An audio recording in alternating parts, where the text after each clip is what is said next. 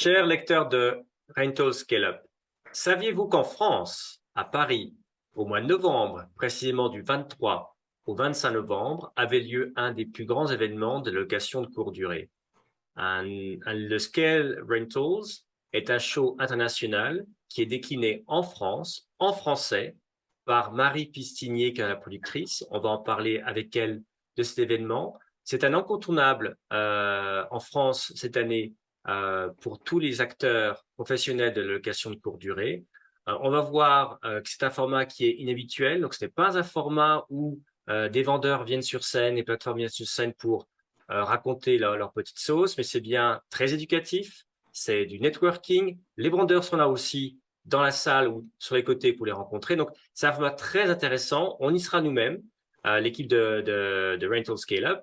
Euh, donc, sans attendre, accueillons Marie Piscinier. Marie, tu es la productrice de la version France de Scale Rentals.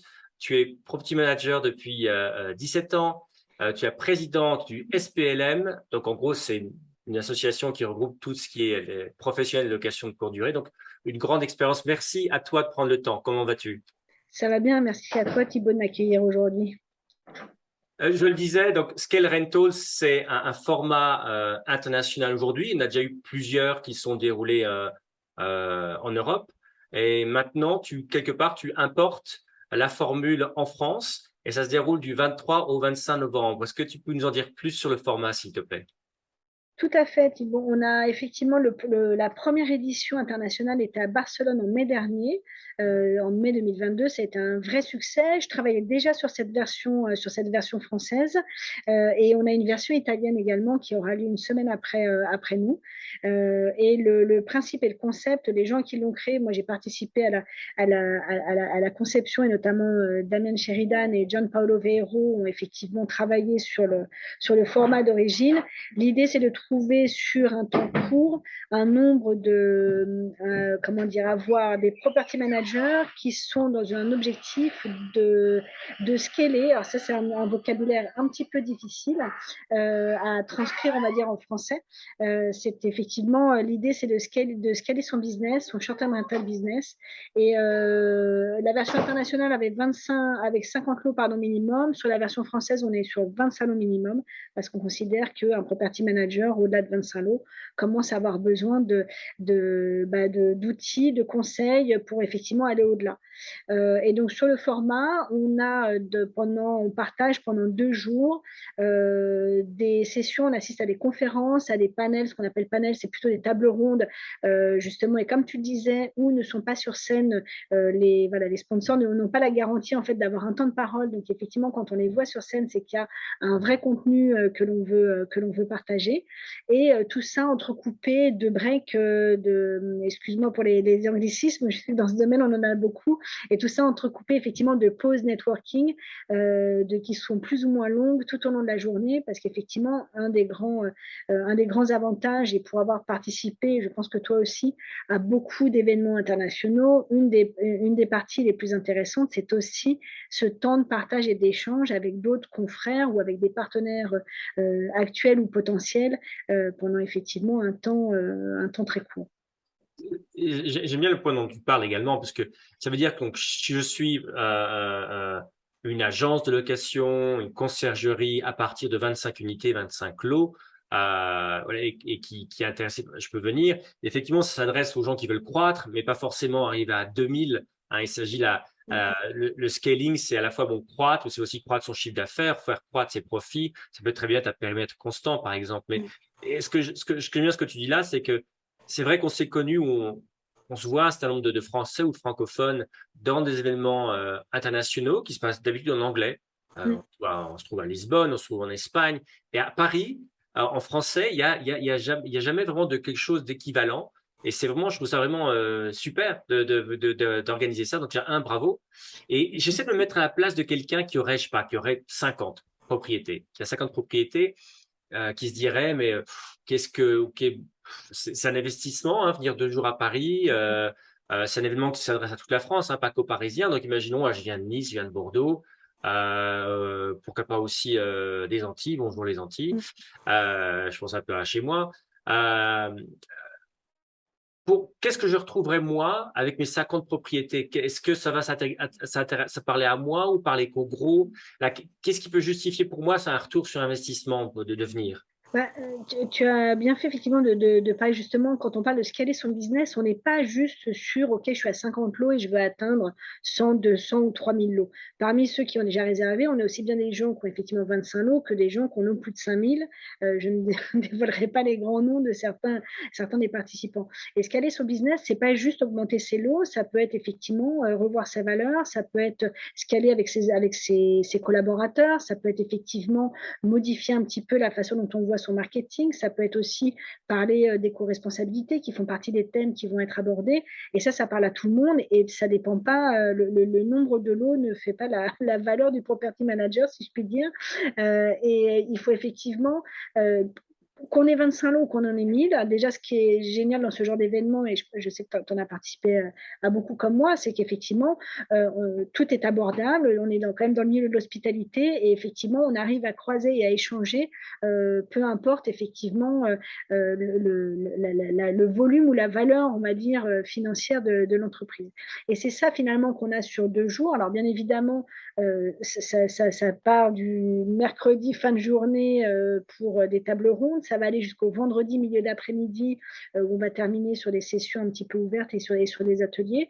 Et effectivement, c'est un concentré sur 2 jours, 2 jours et demi, on va dire, de toutes ces choses. Et effectivement, ça peut aussi bien parler à un petit, entre guillemets, property manager, mais pour avoir commencé moi-même avec peu de l'eau au départ, voilà, ça ne change pas. La somme de travail à faire pour effectivement croître et être à l'aise, etc., est quand même importante. Et puis, un autre point qui est important, c'est aussi le fait de s'extraire de cette bulle-là quand on est property manager ou chef d'entreprise et qu'on est la tête dans le guidon, qu'on travaille sur ses chiffres, qu'on est vraiment enfin, très centré sur son propre business.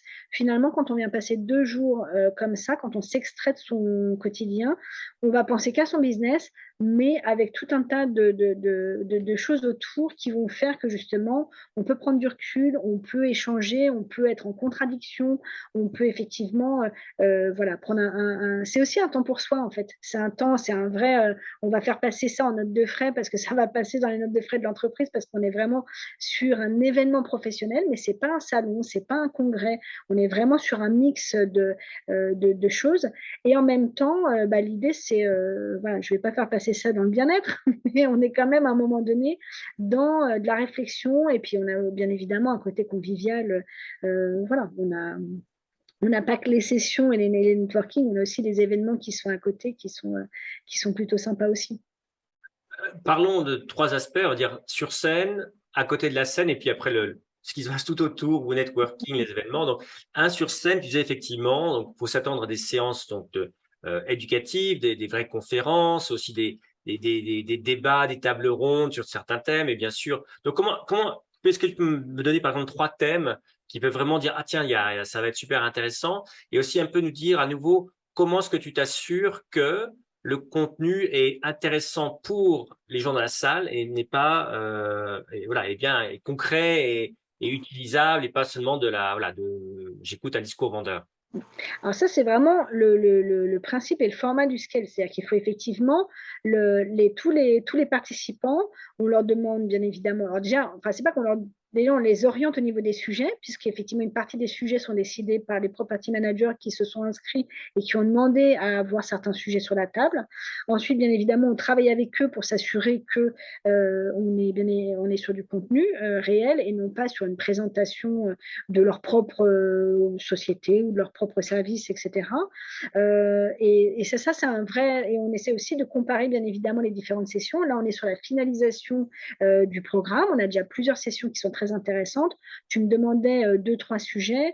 Un des sujets, ce sera sur justement la croissance externe ou voilà, qui intéressera un property manager qui éventuellement, pour croître, veut racheter d'autres confrères ou d'autres portefeuilles, ou inversement, certains property managers qui, arrivés à un certain niveau, peuvent envisager de céder ou de se faire racheter pour, comment dire, pour peut-être avoir une certaine tranquillité pour certains. Et donc ça, effectivement, c'est un sujet qui va être abordé par un property manager lui-même. Donc lui en soi, il a pas, il est, voilà, c'est pas du tout un vendeur ni un sponsor qui peut être sur place, mais je pense que ça intéressera beaucoup de gens, surtout vu ce que l'on vit en ce moment. Et enfin, au niveau du marché, hein, je parle pas de l'actualité politique ni quoi que ce soit, mais le marché, ça fait quand même déjà quelques mois et années que les choses se changent beaucoup. Un autre des sujets que tu connais bien, ça va être notamment tout ce qui va être à côté de l'éco-responsabilité et alors, au-delà du sujet d'actu sur les changements climatiques, à un moment donné, il faut aller concrètement dans le sujet de qu'est-ce qu'on peut faire. Alors, nous, en tant qu'événement, on fait effectivement déjà beaucoup de choses là-dessus, mais pour les property managers, une fois qu'ils sont dans le concret, comment est-ce qu'ils gèrent ça sans faire de greenwashing, bien évidemment, parce que ça, c'est quand même un des écueils.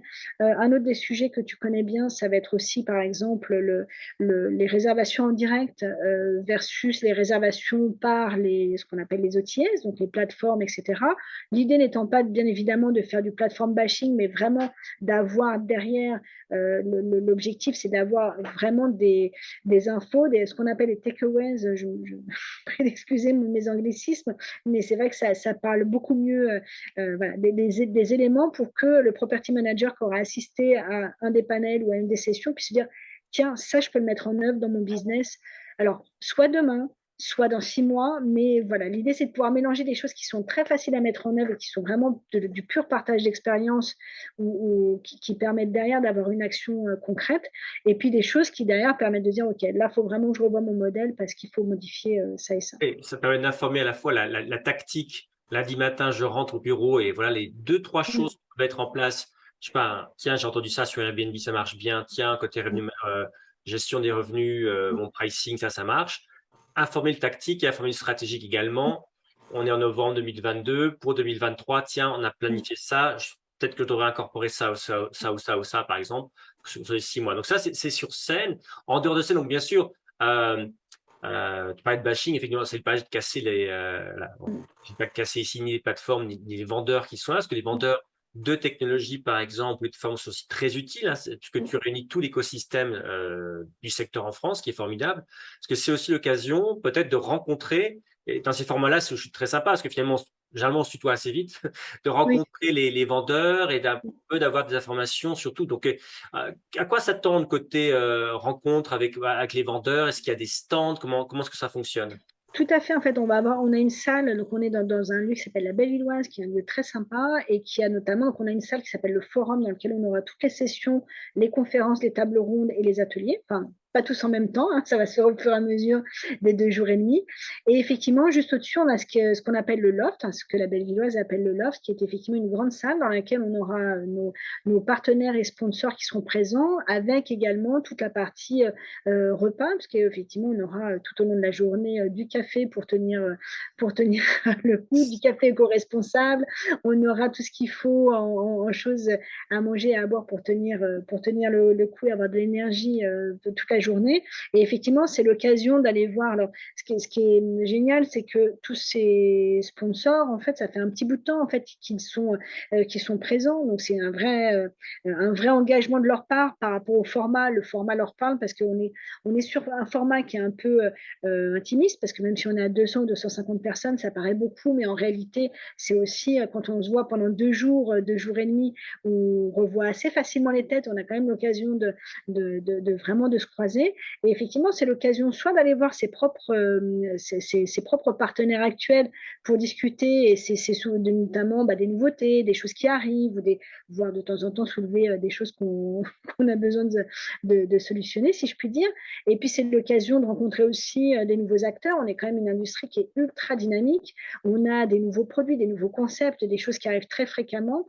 Et comme tu disais, on est dans l'hospitalité, on se tutoie tous assez rapidement. Et c'est vrai que ce genre d'événement, ce genre de formule permet, comment dire, permet cette sorte d'alchimie. Et c'est moi, au départ, le fait de monter un événement, de produire un événement, j'ai vraiment envie de pouvoir justement faire ressortir tout le meilleur de ce genre, de tous les événements internationaux qu'on peut croiser, qu'on a pu croiser en Europe ou aux États-Unis, etc.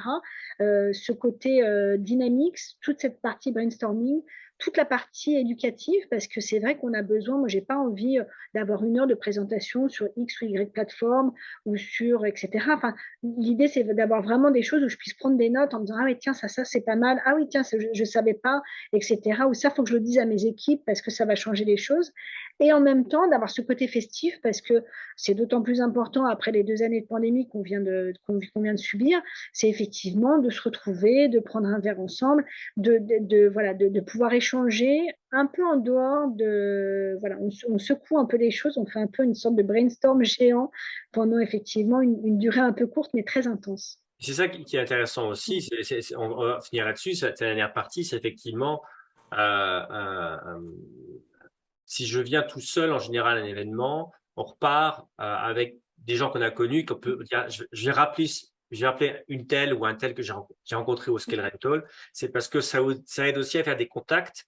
Et voilà. Et voilà, il n'y a pas On se même retrouve, voilà, il on y a se pas de retrouve de concurrence. style. Voilà, c'est-à-dire que ça ou l'idée, je pense aussi l'idée aussi, je sais pas ce que tu en penses, mais voilà il y a aussi pas une confrérie, je sais pas quel est le terme, une consororité, Une communauté, ouais, voilà. communauté exactement. Et c'est ça qui est intéressant, c'est même si on est tout seul, voilà, on peut, et voilà, on va en faire partie assez rapidement, voilà. Et après, euh, il y a beaucoup de liberté aussi, je pense. Je crois, on peut assister à tout. Bien sûr, j'ai des coups de fil à passer avec mon équipe. Je peux ressortir à un moment. Bien Mais je sûr, peux oui. cadenasser dans une salle pendant 3 jours.